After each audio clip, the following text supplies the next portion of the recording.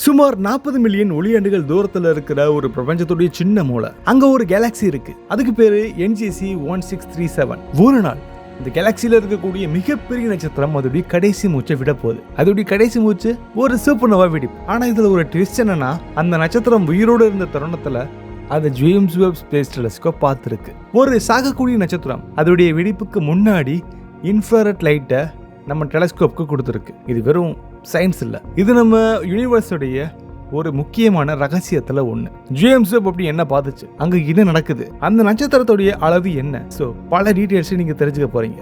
NGC 1637 இது ஒரு spiral Galaxy. அதாவது நம்ம மில்கிவே கேலக்சி மாதிரியே அதே வடிவம் இருக்கக்கூடிய கேலக்சி. இதை நம்ம பார்க்கணும்னா கிட்டத்தட்ட 38 மில்லியன் ஒளியாண்டுகள் பயணம் பண்ணணும் ஏரிடான்ஸ் அப்படின்ற ஒரு கான்ஸ்டலேஷன் நோக்கி. அப்ப நம்ம அந்த வேகத்துல போனோம்னா அடுத்த 3 கோடி ஆண்டுகள்ல அந்த கேலக்சியை நம்மளால பார்க்க முடியும். ஸோ தட் மீன்ஸ் அங்கிருந்து வரக்கூடிய ஒளியை நம்ம பூமியை வந்து அடையிறதுக்கு 3 கோடி ஆண்டுகளுக்கு மேலே எடுத்துக்கலாம். இதுல பல நட்சத்திரங்கள் இருக்கு, எல்லாமே ரொம்ப பெருசாவே இருக்கு. இதுல ஹைட்ரோஜன் கிளவுட்ஸ் இருக்கு, நெபுலாஸ் இருக்கு, எல்லாமே ரொம்ப அதிகமா இருக்கிறனால இதை நம்ம சாப் RSC அப்படின்ற ஒரு வகையில நம்ம கொண்டு வரலாம். அதாவது சாப் அப்படின்னா வீக் பார், RS அப்படின்னா ரிங் ஸ்ட்ரக்சர், C அப்படின்னா அதோடைய ஸ்பைரல் ஆர்ம்ஸ் கொஞ்சம் கொஞ்சமா லாஸ் ஆகிக்கிட்டே இருக்கு. சொல்லப்போனா இது ஒரு ஓப்பன் டைனமிக் கேலக்சி. இதுலதான் ஒரு நாள் நம்ம ஒரு மிகப்பெரிய ரெட் சூப்பர் ஜெயின்ட் ஸ்டாரை பார்த்தோம். அதோடைய மாஸ் பர்னிங் முடிச்சு எக்ஸ்ப்ளோர் ஆயிருக்கு. ஒரு நட்சத்திரம் 8 மடங்கு சூரியனை காட்டிலும் அதோடைய மாஸை வச்சிருந்து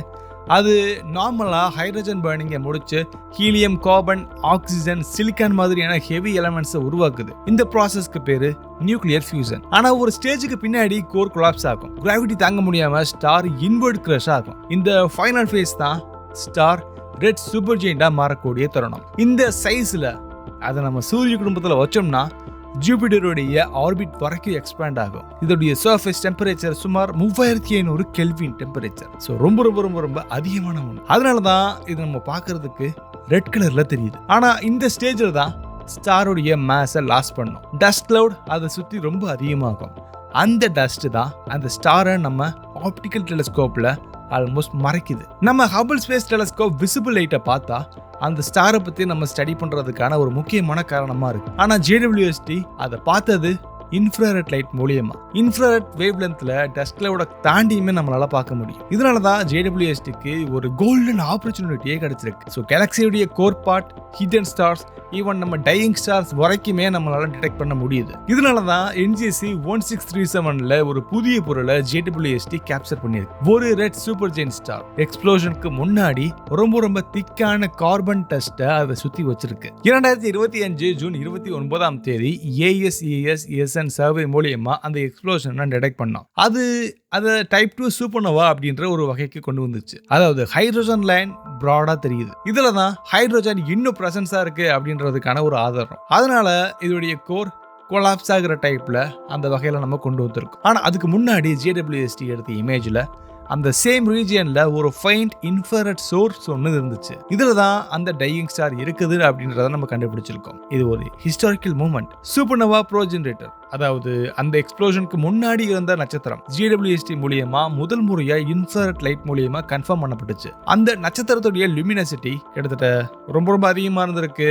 5.0 அப்படின்னு நம்ம சொல்லலாம். அதாவது சூரியனை காட்டிலும் 1,00,000 மடங்கு ரொம்ப ரொம்ப பிரகாசமா இருக்கும். ஆனா அதோடைய சுத்தி இருக்கக்கூடிய டஸ்ட் எக்ஸ்டென்ஷனால அதோடைய விசிபிள் ரொம்ப ரொம்ப கம்மியா இருக்கு. எவ்வளோனா நாமளா பார்க்கறத விட 100 மடங்கு ரொம்ப ரொம்ப கம்மியா இருக்கு. அந்த டஸ்டுடைய காம்போசிஷன் கார்பன் ரொம்ப அதிகமா இருக்கிறனாலையும் சிலிக்கேட் ரொம்ப அதிகமா இருக்கிறனாலையும் இது ஜேம்ஸ் வெப் பார்க்கறதுக்கான ஒரு தெளிவான ஒரு இடமா இருந்திருக்கு. விஞ்ஞானிகள் பல வருடமா ஒரு ப்ராப்ளத்தை பத்தி யோசிச்சுட்டே இருந்திருக்காங்க.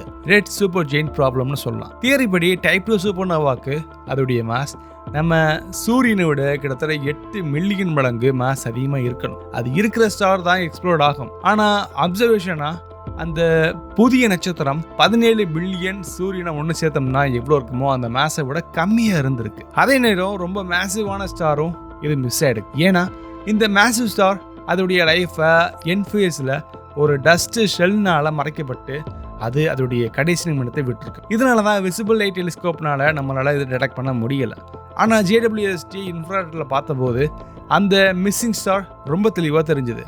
அந்த இதனால பல டிகேட்ஸா நமக்கு அன்சால்வ்டு ப்ராப்ளமா இருந்தது. இன்னும் நமக்கு அது மிஸ்டரி இல்லை அப்படிங்கிறது நமக்கு தெரிஞ்சு போச்சு. இப்போ இதுல இருந்து நம்ம சில விஷயங்களை நம்ம கத்துக்கிறோம். அதாவது dust physics, carbon based dust formation எப்படி நடக்குதுன்றதை நம்ம இது மூலியமா கத்துக்கிற முடியும். அடுத்ததா ஒரு சூப்பர் ஸ்டார் அது சூப்பர் நோவாவை வெடிக்கும் போது அதுக்கு முன்னாடி அதை சுற்றி எவ்வளோ மாஸ் விட்டுட்டு போகுது அப்படிங்கிறத நம்ம தெரிஞ்சுப்போம். அதாவது ஸ்டெல்லர் மாஸ் லாஸ் ரேட்னு சொல்லலாம். அடுத்ததா இன்ஃப்ராரெட் அப்சர்வேஷன் மூலியமா விசிபிள் ரேஞ்சில் மிஸ்ஸிங்கான டேட்டாஸ் இன்ஃப்ராரெட்டில் ரெக்கவர் ஆகுது.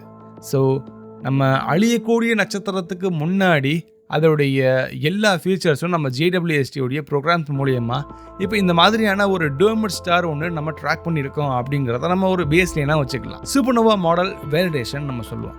அதாவது explosion energy, light curve shape, dust interaction எல்லாமே வெரிஃபை பண்ண இது ஒரு ஹெல்ப்பாக இருக்கும். ஸோ பல விஷயங்கள் இது மூலியமாக நமக்கு தெரிய வந்திருக்கு. அதனால் ஒரு நட்சத்திரம் சாகும்போது அது அமைதியாக இல்லை, அது பிரபஞ்சத்துக்கு ஒரு புதிய விதையை கொடுக்குது. அதாவது அந்த எக்ஸ்ப்ளோஷன் ரொம்ப வேகமாக இருக்கும். அதில் கார்பன், ஆக்சிஜன், அயன் மாதிரியான பல எலமெண்ட்ஸ் வெளிவருது. இதுக்கு பின்னாடி அது பிளானட்ஸாவோ இது ஒரு நட்சத்திரத்தை உருவாக்கக்கூடிய ஒரு முக்கியமான ஒரு நர்சரியாவோ அது இருக்கலாம். JWST பார்த்த அந்த NGC 1637 கேலக்சியில் நடந்த SN 2025 PHD இது ஒரு ஸ்டாரோடைய மரணம் மட்டும் இல்லை, இது ஒரு சயின்டிஃபிக் ரீபர்த். ஒவ்வொரு இன்ஃப்ராரெட் ஃபோட்டானும் அது சொல்லக்கூடிய முக்கியமான விஷயம், மறைஞ்சிருக்கிற உண்மை இப்போ வெளிச்சத்துக்கு வந்திருக்கு. So the universe hides nothing forever. It just waits for the right eyes to see it.